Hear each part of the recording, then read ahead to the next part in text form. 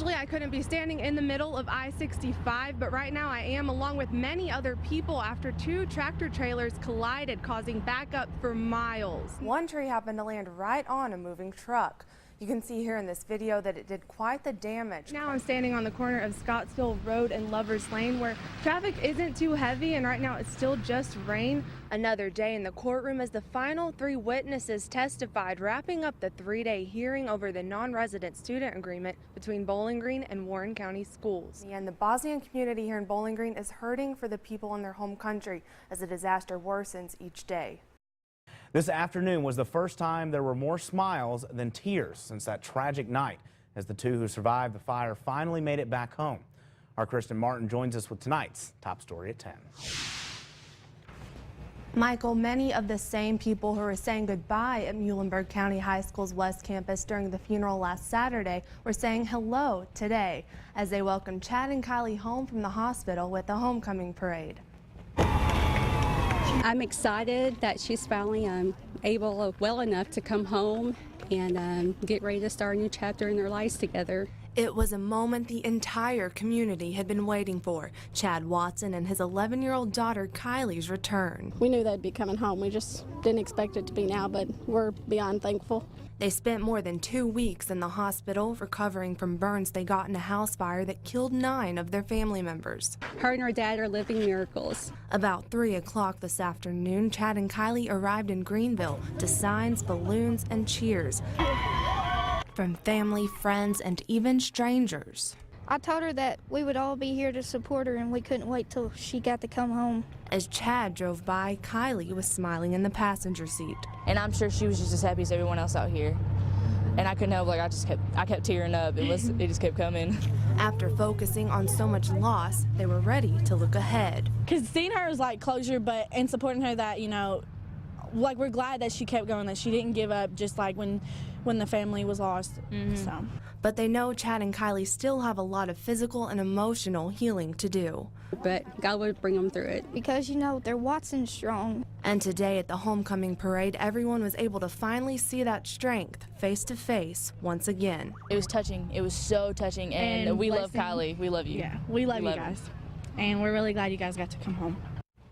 The parade ended at Calvary Baptist Church in Central City, where there was a time of celebration for Chad and Kylie's return. We're told Chad will tell a story about the fire at a celebration of life service at the Felix Martin Hall at Muhlenberg County High School next Sunday.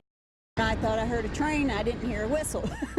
So then I jumped up, and that's when we started hearing the metal coming off the roof, and the power went out. All of a sudden, it just big bang, and the lights went out.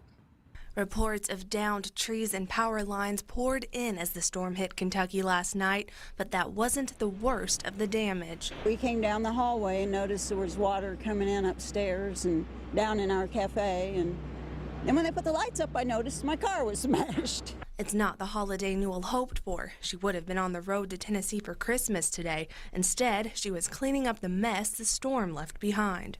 And, you know, there's damage all over town, and we're not the only ones. Also in Cave City, as you see here, hotel signs were destroyed.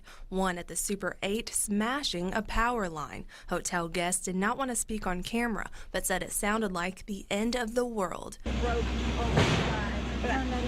Up in Hart County, a devastating scene where one man lost everything after strong winds lifted his mobile home and rolled it 4 times before it landed in the middle of Bennett Road. He also did not want to speak on camera, but says he's thankful he wasn't inside when the storm hit, or he might not have made it out alive.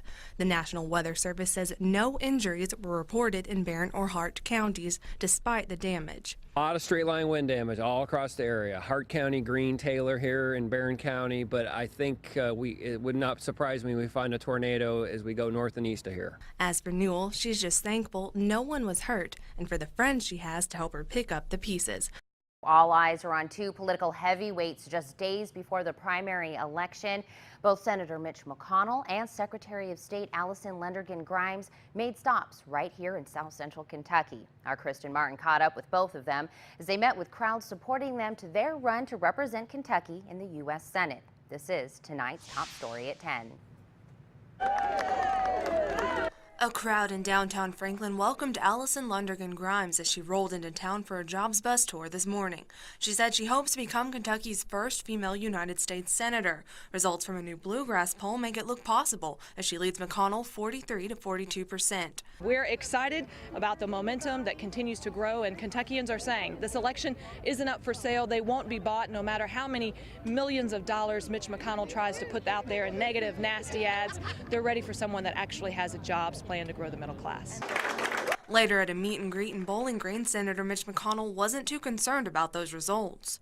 Well, I mean, we got a preliminary Tuesday. We think we're going to get a good result then and move on to the general election. I'm very confident I'm going to be reelected and give Kentucky an opportunity to have a front row seat in the Senate. They spoke to the crowds about several issues, focusing mainly on the economy. Grimes says Kentucky needs a higher minimum wage. All Kentuckians across this Commonwealth deserve the opportunity to share in the American dream, a shared prosperity that when we grow the middle class, we all survive. And the studies that are out there show, especially here in Kentucky, it raises the incomes of 1 in 4 Kentuckians. It grows our gross domestic product, and most importantly, it actually creates thousands of jobs. McConnell says at this time it would be damaging to the state. The Congressional Budget Office, which doesn't work for either Republicans or Democrats, and in fact is run by a former Clinton White House staffer, says it would cost between 500,000 and 1 million jobs. And here in Kentucky, the estimates are 17,000 jobs lost. The last thing we need in this jobless recovery is fewer jobs. Both are confidently looking ahead to the general election, hoping to get or keep that seat in the U.S. Senate. Reporting in South Central Kentucky, Kristin Martin, WBKO.